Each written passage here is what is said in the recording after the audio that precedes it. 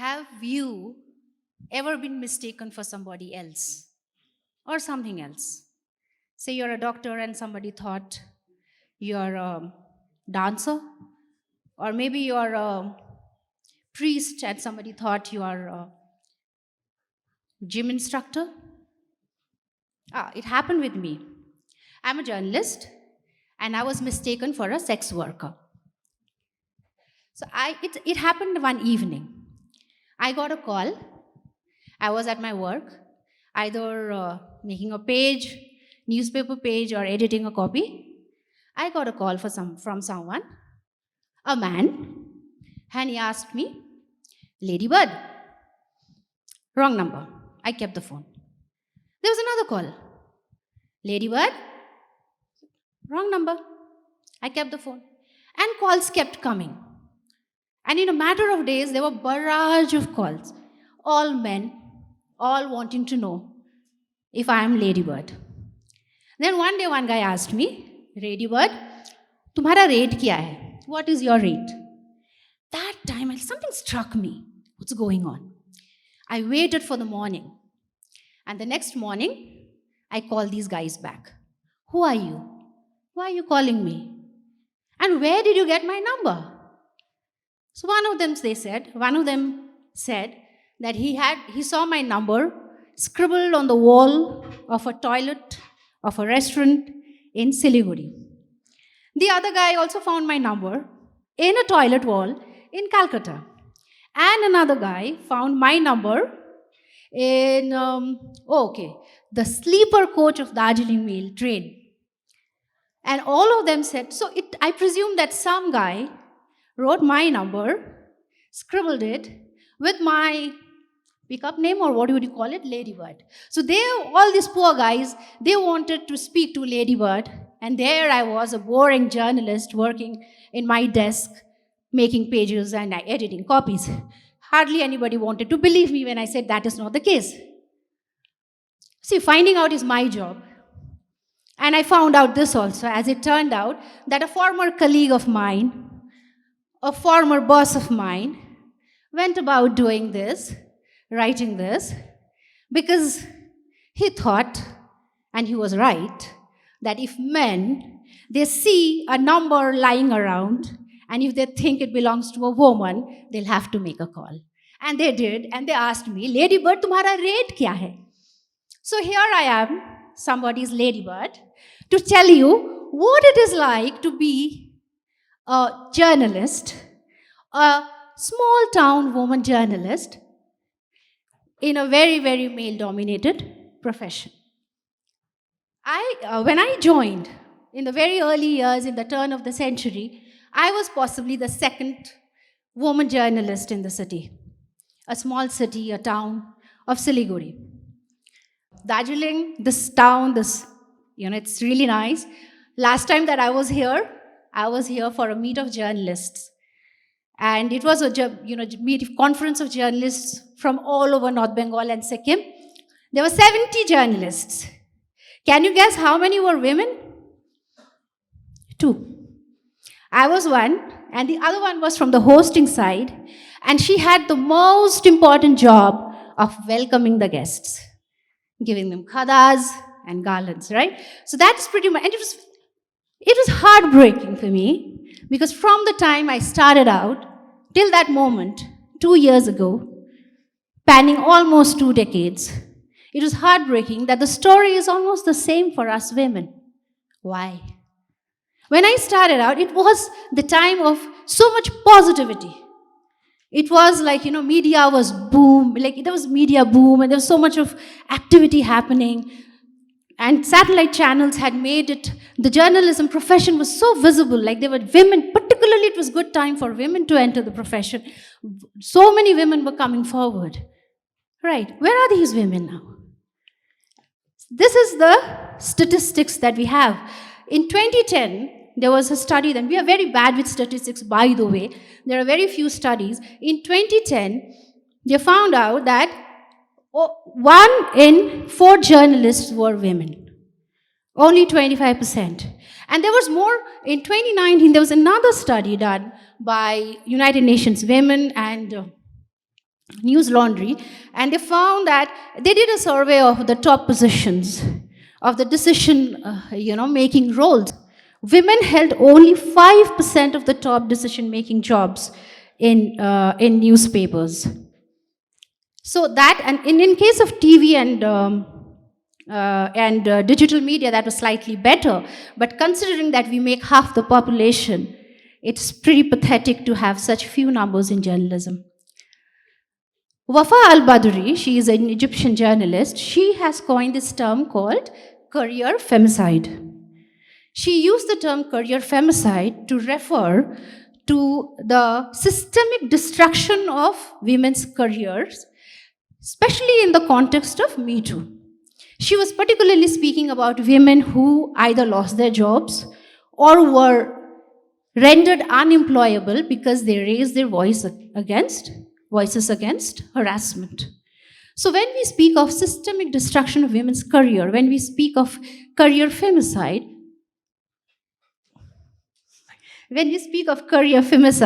what we exactly the death, it's like a professional death for a woman, right?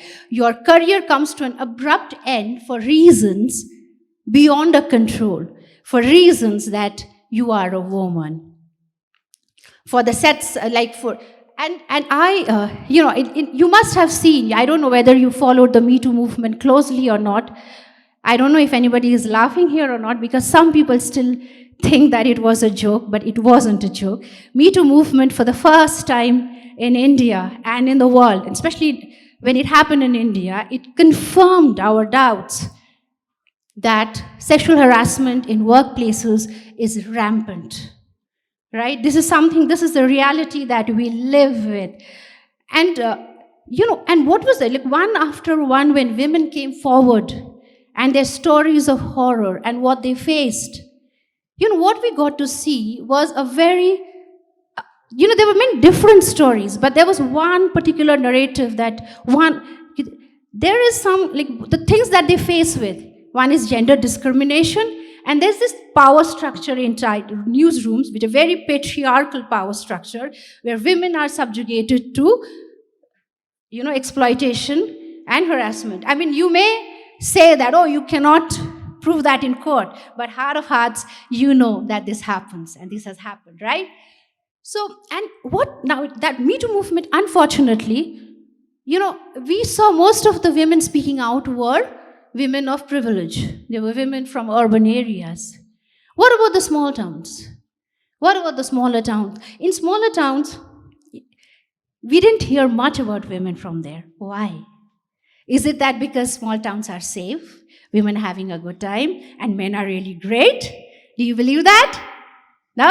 There. That's it. But why is it, and I, think that women, I mean, we all know, particularly small town, because we have fewer opportunities. We have fewer opportunities also, and women also live with a lot of vulnerabilities. Newspapers in smaller towns, they are in a kind of situation where journalists are often required to collect advertisements, and their salaries depend on that. That makes them very, very vulnerable. This is one of the ways in which they are more vulnerable, right? So women in smaller towns, they live with much more vulnerability. Even smaller rural areas, they are dealing with very difficult circumstances. So I would think they are more vulnerable. They may be more exploited. I did not learn these, lessons of gender discrimination at home. I had no idea. I learned it in newsrooms. Can you believe it? It was in newsroom I understood. See, because when I grew up in an all-female household. I grew up, when my father died, and when I was 5, it was my mother and my aunt over there. They brought me up along with 2 other sisters. So we were 5 women growing up. We did everything. We had nothing like this is a man's job, this is a girl's job. I entered the newsroom, and a man does what is called hard news, and a woman does what is called soft news. Hard news are those important news, crime, and this gives you an idea of what it is like. And women, oh, you're that. And you know how it works out. I can give you a small example. In 2008, there was this leader from here in Darjeeling. He was rising in politics, and he had this great rally, a massive political rally that was organized in Siliguri. And two reporters were pressed to cover it, to do the political stories. Men, of course, right? And I was pretty senior by then, by work. I said, like, what am I doing? This big thing happening in my city, I'm not doing anything. I said, do a mood story. Mood story. What is a mood story? Go and talk to a few people, preferably women again, who have come there with children, or some old woman there. Ask them their stories and just write the mood. But the fun part, the people who are asked to listen to the speech and analyze it, people who are asked, the journalists who are asked to cover the great political event, they didn't know a word of Nepali. Right? I speak Nepali, I understand Nepali, but I am a woman. So that is how gender discrimination works in newsrooms. And the structure is pretty much like a family. And it must be the same in other professions. I don't know, maybe you must be comparing now how it is in your work as well. But the reason to speak about journalism is we think that maybe this space is liberal. Because journalism by nature is a very liberal job. We are questioning all the time. We are trying to set things right. So we presume maybe we are the right people. But it is not. And the discrimination works like this, and often the structure is like a family. The head of the office, whoever heads the office, the male editor, wants to become your father figure or the husband figure, someone who wants to have control over what you do, right? And if you're a woman, astounding level of control they want to have on you and your body, right? And when you resist, there is harassment, because then you don't fit in. If you have a problem, just go. Why are you here? This is a man's job. What were you thinking? You didn't have to do this. Go. So a woman is left with a choice of either accepting it or quitting. I quit twice. Most of my career, I've been a freelancer. And this was a decision. Like today I'm here in front of you as a woman journalist. Most of my career, most of my achievement has been the work that I've done independently. And and as a freelancer, it has a lot of its pitfalls, a lot of its challenges. But even with its challenges, even with its insecurities, I'm so glad that 10 years ago I decided not to work with male bosses. So that's how it has been, right? So now what happens is, how does it work? What happens that when you are, when these frictions happen, when you challenge the authority, when you don't want to quit, when you fight, when you put up a fight, ladybird happens. I put up a complaint and I leave. And I'm a sex worker. I'm turned into one overnight. I don't even realize it. Right? So that's how it works. I complain. I'm forced to quit. And what happens? See, what you guys must be knowing now how revenge porn works. Your ex-boyfriends, you upload your photos on YouTube and all that, or maybe some porn site. So this guy had my number. What he could do? Put it out, right? So this is the kind of sentiments you have, and it's unfortunate. So now, this is the very important thing. By now, I don't know how many of us are still interested in listening to me. I have a feeling that you must be pretty bored, or at least 30% of you think that I am troublesome.